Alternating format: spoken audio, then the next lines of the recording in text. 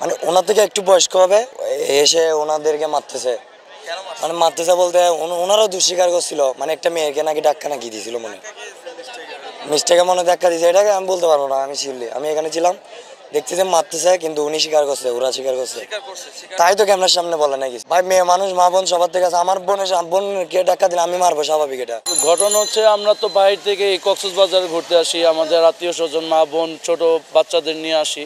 তো ঘুরতে আসলে দেখা যায় যে এখানে অনেকেই অপ্রীতিকর পরিস্থিতি দাঁড় করায়, যেমন দেখা যায় যারা তাদের খারাপ চরিত্রের লোকজন থাকে তারা গায়ে টাচ করে বিভিন্ন আকার ইঙ্গিতে। তো এটা আমার চোখে যখন পড়ছে, আমার বড় এক বোন এবং একটা ছোট বোনের গায়ে এভাবে অপ্রীতিকরভাবে গায়ে হাত রাখে, এটা যখন আমাকে তারা জানায় তাৎক্ষণিক আমি এটার পদক্ষেপ নিই। ওই দুইটা ছেলেকে আমি ধরতে পারি এবং ধরার পরে তাদের কাছে যখন আমি এই প্রশ্নগুলো জিজ্ঞেস করি তারা অস্বীকার করে। যখন আমার বোনগুলো এসে তারা সামনাসামনি বলল, তখন তারা স্বীকার যাচ্ছিল।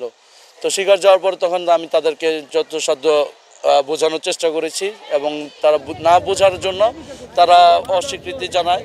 এরপর আমি যথাসাধ্য তাদেরকে একটু শাসন করে দিই, ঠিক আছে।